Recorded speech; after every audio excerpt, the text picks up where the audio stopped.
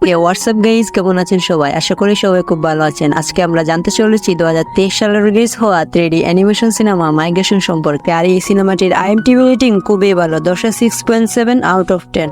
আর এই সিনেমা নির্মাণও খরচ হয়েছে প্রায় 750 কোটি টাকা। আর এই সিনেমাটি বক্স অফিস আয় করেছে প্রায় 3000 কোটি টাকা। তাহলে চলুন শুরু করা যাক। তো এই সিনেমাটা হচ্ছে একটা হাঁসের পরিবারে, যারা সারা বছর একই জায়গায় একই পুকুরে রয়েছে।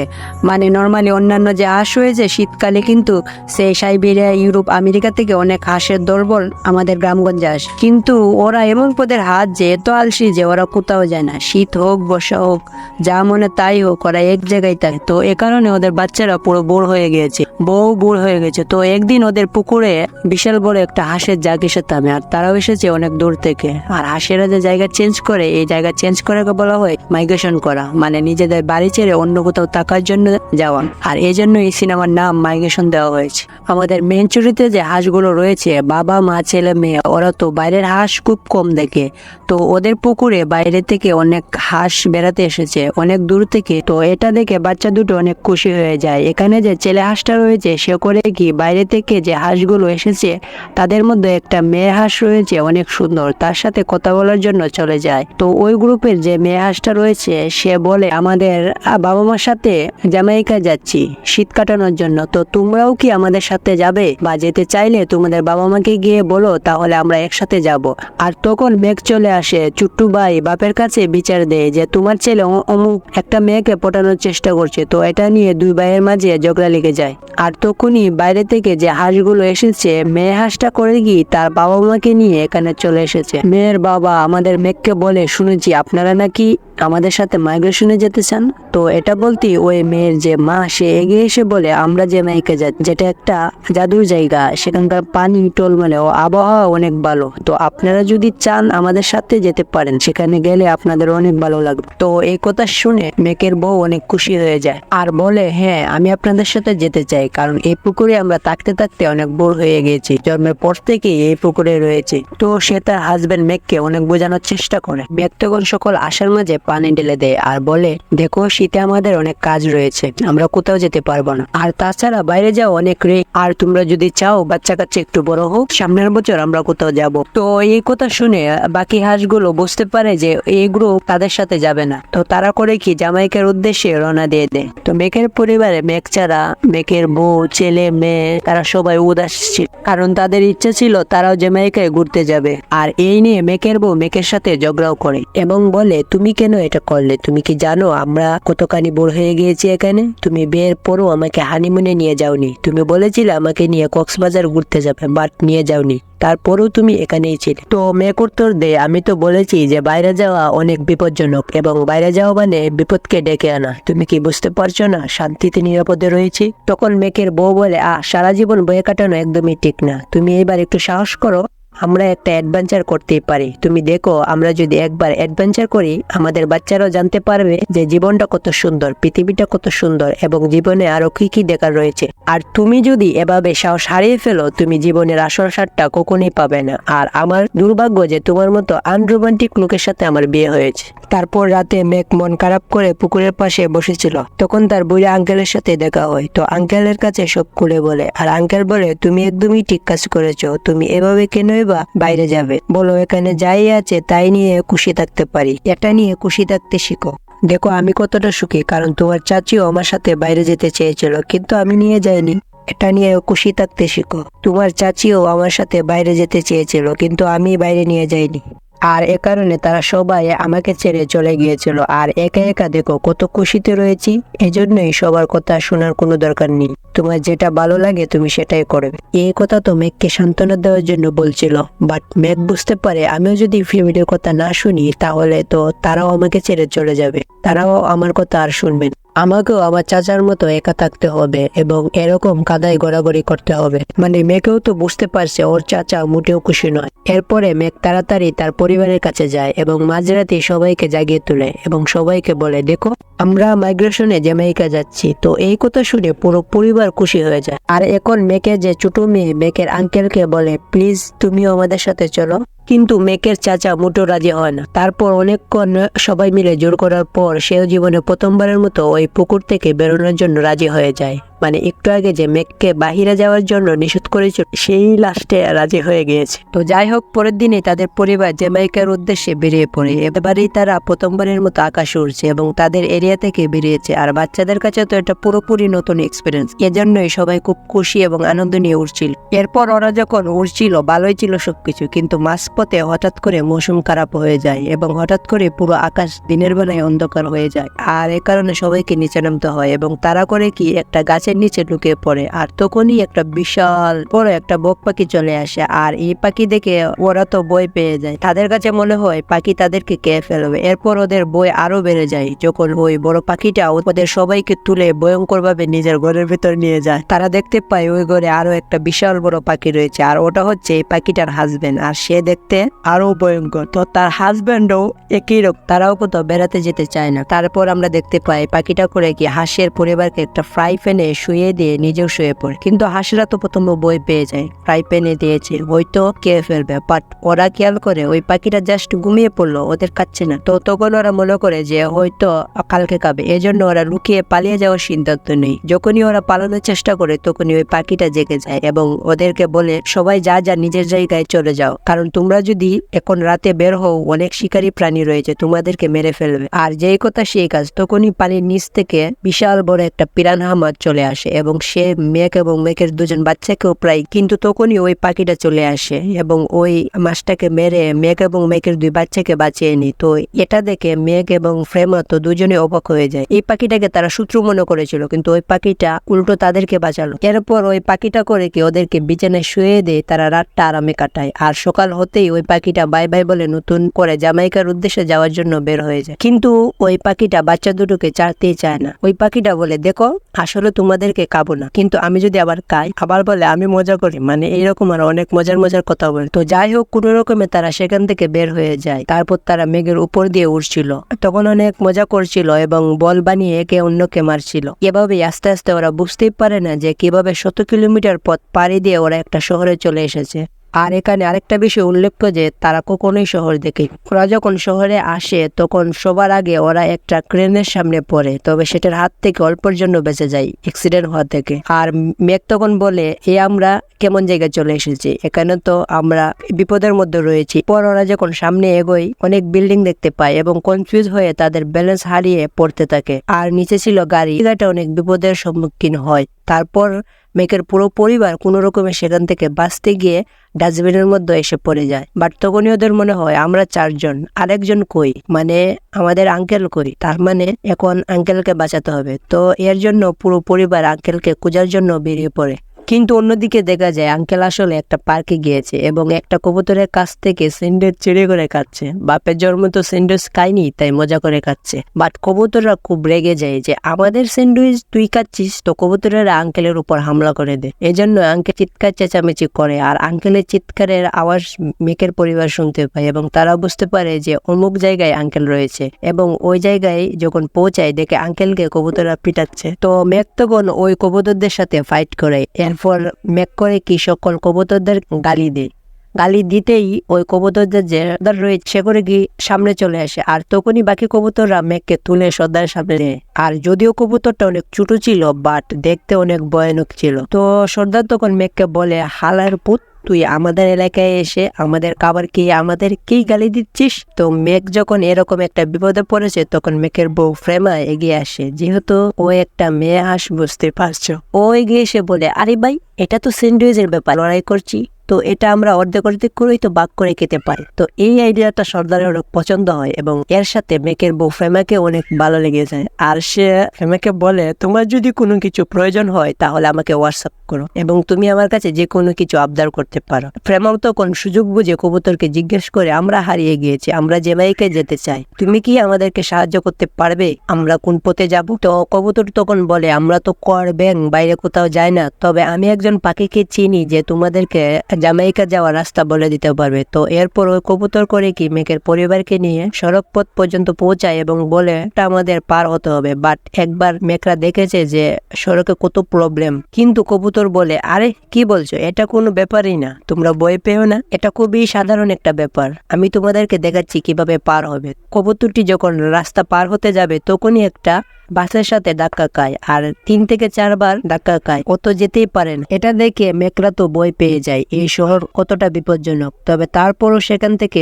উঠতে থাকে এবং পৌঁছায় একটা বড় বিল্ডিং এর সামনে এবং একটা গোপন রাস্তা দিয়ে যেতে যেতে একটা রেস্টুরেন্টের ভিতরে যাই এবং ওখানে আমরা একটা মেকাওকে দেখতে পাই, জ্যামাইকা থেকে এখানে ধরে আনা হয়েছে। এরপর ওই কবুতর করে কি মেকের ফ্যামিলির সাথে ওই মেকাওকে পরিচয় করে দেয়। জ্যামাইকাতে জন্মগ্রহণ করেছিল, সে সেখানে বড় হয়েছে, কিন্তু বেচারা কুত্তাভাগ্য যে একটা শেফ তাকে ধরে নিয়ে এসেছে, আজ পর্যন্ত এই কাঁচার মধ্যে বন্দি করে রেখেছে। তো যাই হোক, ওই মেকাও মনের দুঃখ নিয়ে মেঘদের পরিবারকে জ্যামাইকা রাস্তা বলে দেয়। তবে সে অনেক উদাস হয়ে যায় এবং বলে, আমিও তোমাদের সাথে জ্যামাইকায় যেতে চাই, আমার বাবা মার সাথে দেখা করতে চাই, আমার সবসময় আমার বাবা মার কথা মনে পড়ে, আমি যদি তোমাদের সাথে একবার যেতে পারতাম। তো এই কথা শুনে মেঘের ছেলে বলে, বাবা, আমরা একে এভাবে ছেড়ে যেতে পারি? এই মেকাও আমাদের সাথে অনেক ভালো ব্যবহার করে আর সে কাঁচার মধ্যে বন্দি রয়েছে, এটা অনেক খারাপ একটা ব্যাপার। বাট মেঘ বলে, না, আমাদের তো কিছু করার নেই। কিন্তু মেঘের ছেলে বলে, না, আমরা অবশ্যই কিছু করতে পারি, আমরা একে সাহায্য করতে পারি ওর কাঁচার চাবি খুঁজতে। কিন্তু তখন মেকাও বলে, কোনোভাবেই সম্ভব না, কারণ ওই চাবি সবসময় শেফ তার নিজের কাছেই রাখে আর সে উল্টো তোমাদেরকে ধরে ফেলে ডাইরেক্ট রান্না করবে তোমাদেরকে, কারণ সে একজন শেফ বা রাঁধুনি, সে মাংসই পাকায়। তারপর মেঘের ছেলে বলে, তোমরা চিন্তা করো না, আমি এটা করতে পারবো, আমি এটা করে নেব। বাট মেঘ তো বাবা, সে চায় না তার ছেলে কোনো ঝামেলায় পড়ুক, এজন্য মেঘ বলে, থামো, যা করার লাগে আমি করব। এরপর মেঘ করে কি নিজে হিরো সেজে সেখান থেকে বের হয়। যখন শেফকে দেখে তার ভিতরে সব হাওয়া বেরিয়ে যায়, কারণ শেফ দেখতেই মনে করো ভয়ঙ্কর। তবে তারপরও তাকে দেখতে দেখতে মেঘ চাবিরও দেখা পায় এবং আস্তে আস্তে চাবির দিকে এগোতে থাকে। আর তখনই মেঘ দেখতে পায় প্রেমও ওকে সাহায্য করতে এখানে চলে এসেছে এবং তারা দুজনেই ফলের মধ্যে ঢুকে ফলের ছদ্মবেশ নিয়ে চাবি নেওয়ার চেষ্টা। তো চাবিটা ছিল হচ্ছে ওই শেফের কুটের উপরে লাগানো। তো যাই হোক, তারা ফাইনালি চাবিটা পায়, কিন্তু তাদের ভুলে সেখানে আগুন নেবানোর যে সিলিন্ডারটা ছিল সেটা ফেটে যায় আর সিলিন্ডার ফাটার কারণে শেফের পুরো কিচেন তছনছ হয়ে যায়। আর সবচেয়ে খারাপ ব্যাপারটা হচ্ছে মেঘ এবং তার বউ ওই যে ভেজিটেবলের পোশাকটা পরেছিল সেটাও খুলে গিয়েছে। তো ওরা যে হাঁস, এটা শেফ দেখে ফেলে আর শেফ ওদের দুজনকে ধরার জন্য পিছনে দৌড়ায়। তবে তারপরও মেঘরা কোনোভাবে কাঁচা অব্দি পৌঁছায়। তো সেখানে গিয়ে মেঘের হাত থেকে চাবিটা ছুটে যায়, কিন্তু মেঘের ভাগ্যটা ছিল অনেক ভালো, এ কারণে চাবিটা ছুটে গিয়ে মেঘের পায়ের মধ্যে পড়ে। মানে মেঘও ওটা ধরতে পারে এবং সে কাঁচা খুলে সেখান থেকে বাইরে বেরিয়ে আর তারপর সবাই মিলে বাইরে চলে আসে। মেঘাও তো খুব খুশি অনেক দিন পরে, আর সে মেঘকে সবার সামনে বাহাদুর বলে, তুমি খুবই সাহসী। কবুতরও খুশি হয় মেঘের এইরকম সাহস দেখে, বলে, তুমি খুবই ভালো একটা হাঁস। এরপর কবুতর সবাইকে বাই বাই বলে আর মেঘাও সহ বাকি সব হাঁস ফ্যামিলিও রওনা দেয় জ্যামাইকার উদ্দেশ্যে। উড়ার সময় ওরা খুব খুশি ছিল, কিন্তু হঠাৎ করে মেঘের মেয়ের বাথরুমে চাপ দেয়। তখন মা বলে, তুমি তো এই কাজ বাতাসেই করতে পারো, আমরা তো এভাবেই করি, তুমি বাতাসেই হেগে দাও, এভাবে করতে পারবো না, আপনারা আমাকে নিচে গিয়ে বাথরুম করাতে হবে। তো এই জন্য সবাইকে থামতে হয়। আর মেয়েটা করে কি নিজের কাজ সারার জন্য ঘাসের ভিতরে লুকিয়ে যায়, কিন্তু সে সেখানে গিয়ে জোরে চিৎকার করে। ওর কাছে মনে হয় কেউ ওকে দেখছে। ওর চিৎকার করার কারণে পুরো পরিবার সেখানে যায়, কিন্তু কোনো প্রাণীকে দেখতে পায় না। বাট যখন ওরা একটা পর্দা উঠায় দেখতে পায় সেখানে একটা হাঁসের ছবি রয়েছে এবং এটা একটা দরজা। এরপর যখন ওরা দরজা খুলে এবং ভিতরে যায়, ভিতরে গিয়ে দেখতে পাই যে এখানে সাদা রঙের অনেক সুন্দর সুন্দর হাঁস রয়েছে যারা ইয়োগা করছে। তো তারাও মেঘের পরিবারকে দেখে অনেক খুশি হয় এবং খুব চমৎকারভাবে ওদেরকে ওয়েলকাম করে। আর ওই হাঁসগুলো করে কি ওদের থেকে সুন্দর গার্ডেন। আর এখানে আমরা দেখতে পাই এইখানে হাঁসগুলোকে মানুষ অনেক যত্ন করছে। বাকি সব হাঁস ও মেঘের পরিবার না বুঝলেও আমরা বুঝতে পারি এটা একটা ড্রাগ ফার্ম। এখানে সকল রাজা হাঁসকে পালন করা হয় যাতে এখান থেকে মাংস বানানো যায়, কিন্তু এই হাঁসগুলো জানে না, মেঘের ফ্যামিলি ওটা বুঝতে পারে না, বা ওরা দেখে ইমপ্রেস হয় যে ওদের কত যত্ন। যাই হোক, এরপর মেঘের ফ্যামিলি কিছুক্ষণের জন্য এখানেই থাকে এবং অনেক মজা করে। আর ওই মুহূর্তেই মেঘের ছেলে চোখ পড়ে বাইরে আসে একটা ট্রাকের উপর, যেটার ভিতর ছিল শেফ। সে বের হয়ে এবং সে বের হয়ে ফার্মের যে মালিক রয়েছে তাকে অনেকগুলো টাকা দেয়। তার মানে এই হাঁসগুলোকে মাংসের জন্য চাষ করা হয় এবং শেফও রাজা হাঁসগুলোকে কিনে নিয়েছে। কিন্তু এই হাঁসগুলো বোকা, মানে ফার্মের মুরগির মতো। ওরা টাক দিয়ে ওরা খুশি খুশি টাকের ভিতর চলে যাচ্ছিল। ওরা মনে করছিল যে ওদেরকে কোনো পিকনিকে নিয়ে যাওয়া হবে, বাট মেক ওদেরকে বুঝায়, কিন্তু ওরা বুঝে না। আর তখন মেকের ছেলে যায় মেকের কাছে, বলে এখানে শেফ এসেছে এবং সে হাঁসগুলোকে রান্না করার জন্য কিনছে। এটা শুনে মেক তখন তার ছেলেকে বলে, তুমি মায়ের কাছে যাও, আমি ব্যাপারটা দেখছি। এরপর মেক ওই হাঁসগুলোর লিডার ছিল, তাকে গিয়ে সবকিছু খুলে বলে যে তোমাদেরকে শেফ কিনেছে রান্না করার জন্য। তবে তারপরও তারা বিশ্বাস করেন। কিন্তু এদিকে মেকের ছেলে করে কি মাতব্বরি করে একাই আবার ওই ট্রাকের কাছে যায় আর সকল হাঁসকে বলতে থাকে যে তাড়াতাড়ি এখান থেকে পালো। বাট শেফ তখন মেকের ছেলেকে দেখে ফেলে, ওর দুই ডানার উপর পা দিয়ে ধরে ফেলে। মেকের ছেলে তখন তার জীবন বাঁচানোর জন্য তার ডানার পালক চিরে পালিয়ে যায়। নিজের ছেলের এমন অবস্থা দেখে মেকও তখন শেফের উপর আক্রমণ করে দেয় এবং বাকি হাঁসগুলো বলে, যদি বাঁচতে চাও তাড়াতাড়ি পালাও, এবং বাকি হাঁসগুলো সেখান থেকে পালাতে শুরু করে। এ কারণে মেকও সেখান থেকে মুক্তি পায় এবং সে তার ছেলেকে পিঠে উঠিয়ে সেখান থেকে উড়ে পালিয়ে যায়। আর বুঝতে পারছো ওর ছেলের তো আর পালা চলে গিয়েছে, তো আর উঠতে পারবে না। তো যাই হোক, মেকদের ফ্যামিলির জন্য শুধুমাত্র মেকাও না, এর সাথে ওই শেফের যত রাজা হাঁস কিনেছিল সব এখান থেকে পালিয়ে যায়। বাট শেফ এই কারণে মেকদের ফ্যামিলির উপর মারাত্মক রেগে যায় যে এই ফ্যামিলি আবার তুতাও নিয়েছে, আবার আমার কিনা হাঁসগুলোও নিয়ে গেল, আমি ওর উপর প্রতিশোধ নেব, আমি ওকে রান্না করব। আর অন্যদিকে আমরা দেখতে পাই সকল আর রাজা হাঁসরা বিশ্রাম করার জন্য একটা রিসোর্টে থামে।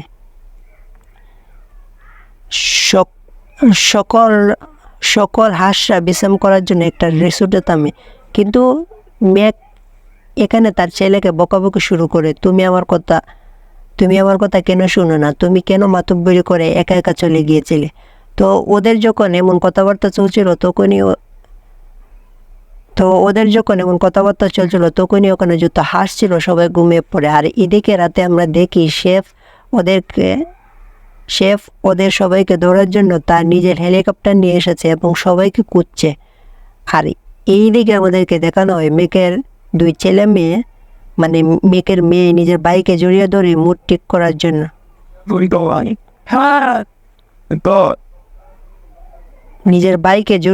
মুড ঠিক করার চেষ্টা করছে যে ভাই চিন্তা করিস না, আমরা টাইম মতো পৌঁছে যাব, তোর পালক আবার উঠবে। বাট তখনই শেফ ওদেরকে দেখে ফেলে এবং আমরা দেখি হেলিকপ্টার থেকে একটা জাল ফেলে এবং সবগুলো হাঁসগুলোকে ধরে ফেলে। তো এখানে মেকের ছেলে মেয়ে যেহেতু দূরে ছিল, ওরা অল্পের জন্য বেঁচে যায়। বাট বাকি যত হাঁস ছিল, মেকের বউ এবং তুতা, বাকি সব হাঁস ধরা পড়ে যায় এবং শেফ করে কি হেলিকপ্টার উঠিয়ে যেতে থাকে, হেলিকপ্টার উঠিয়ে নিয়ে যেতে থাকে। বাট ভাই বোন জাস্ট এটা শুধু দেখতেই থাকে, ওদের কিছু করার নেই। তো যাই হোক, এখানে দুটো সমস্যা রয়েছে। এক, মেকের মেয়ে তো অনেক ছোট, আর ছেলের তো পালক নেই, উড়বে কীভাবে। এরপর আমরা দেখি মেক আর ফ্রেমাকে এক আলাদা কাছে বন্দি করেছে, কারণ সে জানতো এই হাঁস দুটো খুবই চালাক। তো ওদের যদি একসাথে রাখা হয়, একটা না একটা ঘটনা ঘটিয়ে ফেলবে। আর এইদিকে আমরা দেখি মেকের দুজন বাচ্চা খুবই চিন্তিত ছিল, আর মেকের মেয়ে তো কান্নাকাটি করছিল যে আমাদের বাবা মার কি হবে। কিন্তু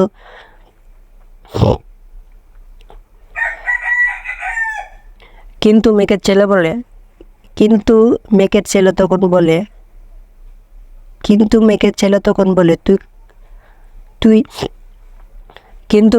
তখন বলে তুই কান্না করিস না, আমরা কিছু না কিছু একটা করবো। বাট মেকের মেয়ে তখন বলে, তুমি কি করবে, তুমি তো উঠতেই পারো না। বাট তখনই মেকের ছেলে এখানে ওই মেকাও যে ছিল ওর কিছু পরা পালক পায়। আর এটা দেখে ওর মাথায় একটা আইডিয়া আসে, ও করে কি কষ্টিপ দিয়ে ওই পালকগুলো নিজের ডানায় লাগিয়ে নি।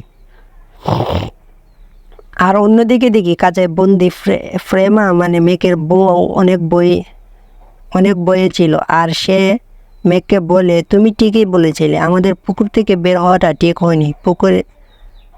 পুকুর থেকে বের হওয়া মানেই নিজের বিপদ টেনে আনা, আর আমরা সেটাই করেছি। হয়তো আমরা মারা পড়ব। কিন্তু মেক তখন তার স্ত্রী এমন উদাস অবস্থা থেকে বলে, হেই, তুমি কি নিয়ে টেনশন করছো? তুমি অনেক ভালো এবং অনেক সাহসী, আর আমি তোমাকে অনেক ভালোবাসি, কারণ তুমি কখনোই স্বপ্ন দেখা চারোনি, আর তুমি এটা আমাকে বারবার এটা অনুভব করিয়েছো যে সব কিছু বিফলে যাওয়ার পরও আমাদের সবসময় খুশি থাকা উচিত। তুমি দেখো এখান থেকে ভালো একটা কিছু হবে। তো এটা শুনে মনে করো মেকের বইয়ের ভিতর একটা জোশ চলে আসে এবং তারা একটা নতুন প্ল্যান বানায়। তারা করে কি, কাঁচার ভিতর থেকে দুজন, মনে করো যে নাচের স্টাইলে দুজন দুইটা ট্যাং বের করে আস্তে আস্তে সরতে থাকে। বাকি সব সাথীদের কাছে যাবে, কিন্তু বাকি সব সাথীদের কাছে যাওয়ার আগে শেফ ওদেরকে ধরে ফেলে।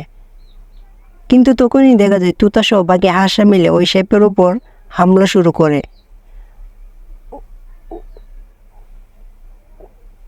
ওখানে যত